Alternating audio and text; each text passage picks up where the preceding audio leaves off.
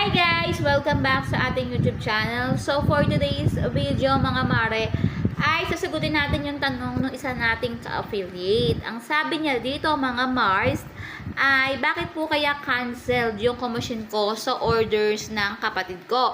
So ayan, makikita nyo po na cancel yung inyong mga commission sa conversion nyo po sa pagiging affiliate sa mismong app po yan ni Shopee. May nakalagay po sa taas, katulad niyan, nakalagay po ay canceled, canceled, canceled. Ano pong ibig sabihin yan?